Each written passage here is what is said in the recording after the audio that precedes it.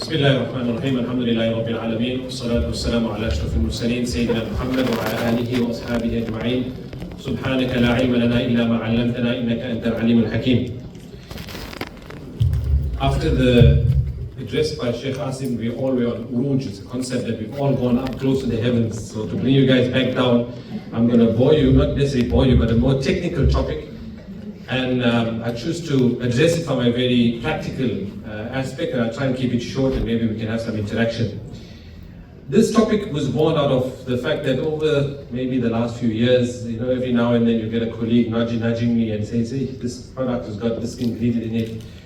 Is it halal? And we try and work out, and we go to the halal authorities to find out, is this product halal, not halal? And like that, now with AI and Google and that sort of thing. So, and then the WhatsApp groups and this mufti and that mufti. So this triggered my curiosity to explore this topic, and I must confess I'm not a mufti. I'm not going to be issuing any fatwa, and it's just not my lane. We need to stay in our lane. I'm a urologist, and if you need any urological issues sorted out, I can help you with that. But yes, I've got some background in Islamic Fiqh, and I can share some ideas, and I hope we can stimulate some discussion. So the first thing emphasizing is that I want you as medical practitioners, and I'm really, really excited, I must say, to live this day. We've been attending IMA conventions for many years now as students and through the ages, and this is really very exciting for me. When we have these two big streams of knowledge that Imam Shafi, as I mentioned, has acknowledged as the two major fields of knowledge, the knowledge of deen and the knowledge of tib, and we intersecting them at a high level at a conference like this is very exciting. This is what is ultimately should be happening at a conference like this. And I want to just give you an insight into the mind of the jurist, because very often our interaction with an alim and ulama have very different experiences, and often we have this glib where we feel that the alim or the mufti is not in touch with what is experienced on the ground. They are unable to conceptualize and understand it. So I'm going to get you through the mind of a jurist, and it's fantastic, it's an amazing, the depth of Islamic jurisprudence will far outweigh what we've gone through in our medical training. I also want to create an awareness, because I realized from my experience, we just prescribe medication and we just don't know what's in the medication. And until somebody asks you, and in fact, many, many times I've been asked by a patient, but doctor, this is egregious. And me, being a Muslim practitioner, have a responsibility. And that's what I want to talk about. What are our responsibilities? We're speaking about ihsan in this conference. If we really want to be at the top of our game, this is surely our responsibility. We are prescribing medication to a patient. We surely should know what we are prescribing in terms of halal and haram. Yeah, I'm making it very clear, I'm not going to be pronouncing on halal and haram status on any medication, because it's too complex a topic, and I'm not from one of the halal certifying authorities. Well, NIHT is doing the food here, so let's read. So we all know that consuming halal is inextricably, I cannot even pronounce that word, but it's very closely tied with our faith. We are so conscientious of halal ingestion, and we know. And in fact, speaking to one of the certifying bodies, they say if we had the same drive we have for halal food, for halal medication, we would have a flourishing halal authorizing medical body also. So this is my idea, is to stimulate this, inshallah, that we can get to that. There's multiple ayat in the Holy Quran that talk about in the hadith about the flesh that is nurtured with haram will not enter the fire. We have a default status.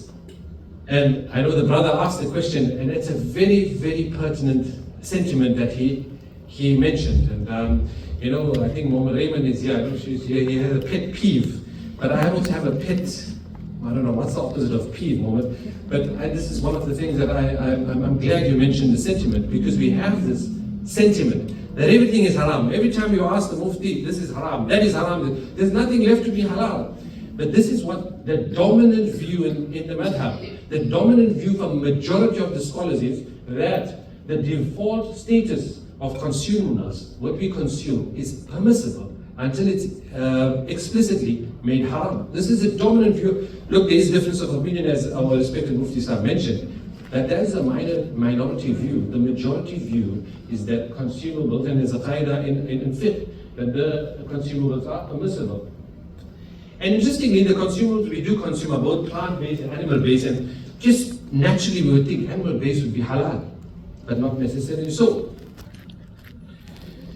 This is just the ayat from Surah Baqarah, just outlining what we're talking about, and we can see they very, very clearly mentioned is the flesh of swine. And that's why pig seems to stand out in our minds when we talk about halal and haram, the moment we hear pig. But Allah subhanahu wa ta'ala makes mention of those animals that are sacrificed on names of other than Allah subhanahu wa ta'ala. This is non-halal slaughtered meat. And Allah mentions a very important principle at the end of this verse that the fuqaha used. And I was telling you about the sophistication of the jurists.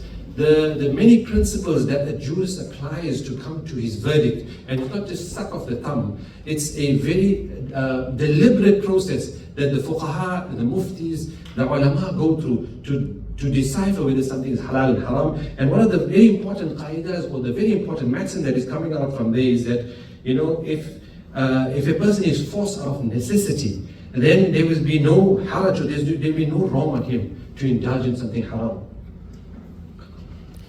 Some of the problem, there's a whole list of problem substances, and it's not possible to go through all of them, but these are the common ones that generally we will see in medications that commonly get asked about. And gelatin. Gelatin is used in almost most medication in some form or the other. It's a binder, it's used in capsules. It's amazing. Once you research this, you realize that gelatin is found so ubiquitously.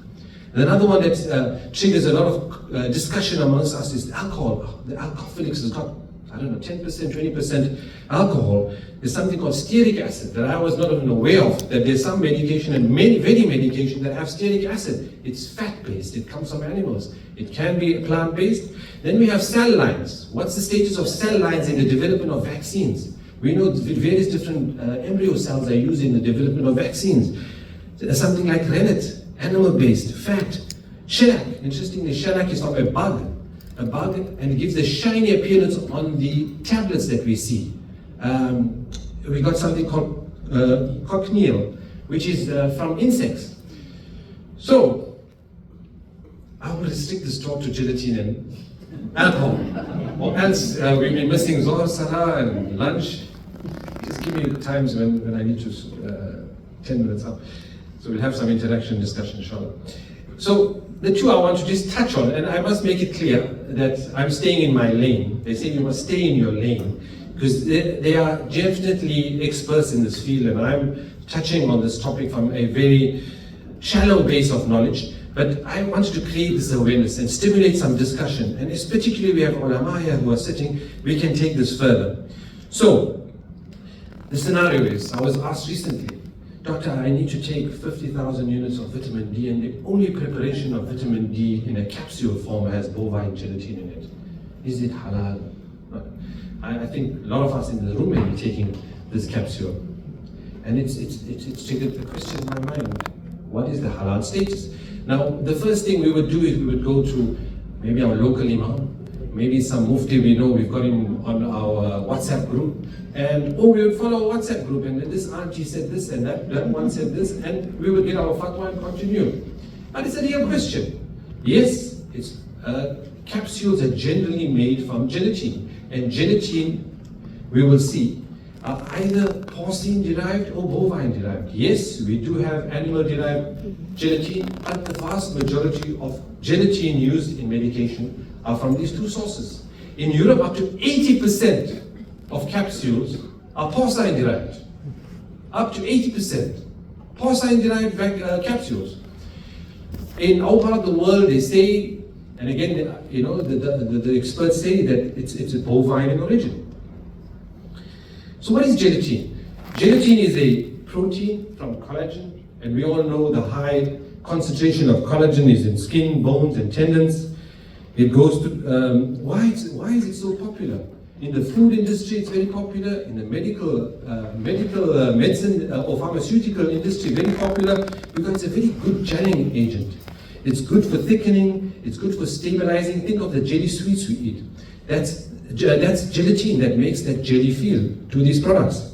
So it's used in food for that product. And yes, it's used in medication, particularly for capsules. Now what happens with gelatin? It's taken from either the skin of the pig or the cow, the hides, or from bone. It goes through a process. The porcine skins go through a acid process where there's hydrolysis taking place, and these skins are totally removed of all the other products, and they develop into sheets. Same, the cow hides go through a different process with alkaline, a liming process to achieve similar results. And we get extraction through, the whole thing goes through various processes until it gets ground into powder, and that's how gelatin is sold. Now there's a concept in fiqh, and I'm just touching on this really as a non-expert, but just to give you an insight, how important it is to understand how the mind of the faqih or the fuqaha or the jurist work. We know there's a concept of istihala. Istihala, I'll explain to you what the literal meaning is, but we know that wine is not permissible to drink, but vinegar is. And where does vinegar come from? Vinegar comes from wine. And it's through a natural fermentation process. When wine changes to vinegar, it becomes jaiz, it becomes permissible to have. And this triggered the fuqaha to come up with this concept of istihala. So what is istihala? It's a concept where a prohibited substance undergoes a complete transformation and becomes a different substance with a new name, characteristics, properties, making it pure and permissible to consume. So you think, yeah, so this is what happens with the collagen from the hide, it becomes gelatin, it's called a new thing, it looks like a new substance. So, as I mentioned there, that wine changes to vinegar, and this is where the precedence is got from, for the faqih. Now, and this is just to give you an idea, the depth of Islamic scholarship and the depth of the principles applied. We've got 4 schools of Sunni Islamic thought, and they have a different level of communication to decide whether they would accept this criteria. And amongst the Hanafis and the Malikis, they would accept this concept, that vinegar, wine changed to vinegar, we can set this precedent to other things. So they accept this concept. It's important for me to mention this because the Shawafi and the Hanbali school of thought do not accept this. Now, there's differing options with regards to whether the collagen in the skin of those animals really changes its form into another substance. And you will not believe it, there are some really good experts overseas who've gone through right to the molecular level and the chemical makeup and have pronounced that no, there is the same chemical compound is found in the gelatin and is found in the skin. And they made an analysis and they said it's just like cooking. If I gave you porcine meat, but I told you, no, I've cooked it and now it's changed. It's changing its color, its texture, it looks different. It's cooked pork chops. Will you have it? And that's the analogy they used. And they said, this is not a new compound. Istihala has not taken place. So, this is the dominant position. I must confess that there are other positions in the world, other ulama who feel that it has taken place. There has been istihala. There has been a complete change to another product. My job here is just to open the discussion and not to pronounce on it, but I must say with regards to bovine, there is a bit of leeway and laxity when it comes to bovine for other reasons, and it's not the scope of this talk to go into it. One of them is they do not consider the meat, for example, of the bovine animal, they do not consider the bone, for example, to be in the same ruling as meat, for example. So if you're getting it extracted from bone, it won't take the same hukam or ruling. So another ruling or another principle that the fuqaha extract from looking, as the Sheikh mentioned, looking at anatomy and physiology and not doing brain surgery, the fuqaha are the ones who are the trainers of who have sifted out from the Quran and Sunnah principles and ways to navigate for us through these type of ethical questions. And very important principle, and Mufti Sahib did allude to it, is that ad-darura tubihu al-mahdhurat, meaning that necessity allows laxity in the law. And we mentioned it in the plenary session also. We have this concept of the fiqh being idealistic, whereas the fiqh is not an idealistic situation. The fiqh is we are able to navigate different times that we live in using the principles that these great fuqaha have laid down many centuries before. So this is an amazing principle extracted from the ayah of the Holy Quran that I mentioned earlier on, that necessities will permit the prohibited. So, scenario 2. We've got a coffee mixture and the alcohol is in excess of 10%. Will it be halal? I'm sure most of you have had this question and think about it still, but we still have the coffee mixture. We know there's ayat of the Holy Quran that talk about khamar. They talk about, and there's many ayat that I won't go through, but these are ayat emphasizing the prohibition of us consuming. I'm using the word khamar very purposefully. Why I do that is that we've got this concept of alcohol, and alcohol is not permitted and alcohol is haram. This is the way we use this word, but it's very loosely used by us, and really it is very loosely used because we know that alcohol is not the same as khamar that is referred to in the Holy Quran.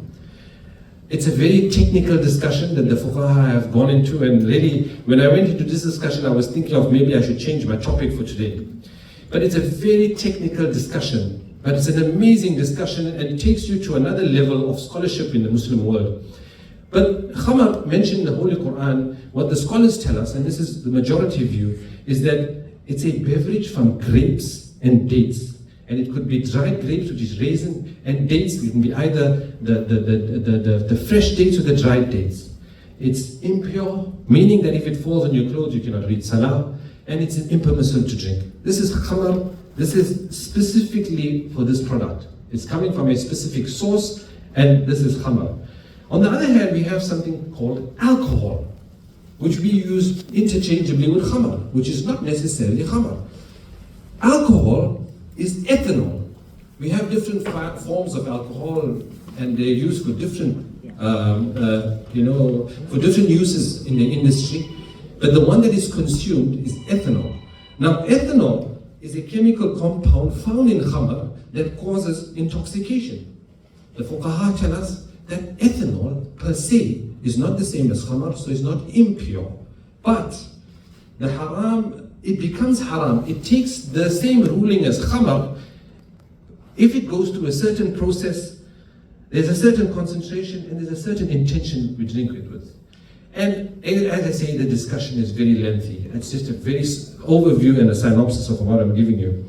So, in essence, ethanol, or the alcohol found in food and other products, if it goes through a certain process and a certain production, just to let you know, aerobic respiration or aerobic fermentation cannot give you more than 1% alcohol. So a lot of our fruit juices and a lot of the things that we drink have an ethanol that is just due to natural exposure to the air.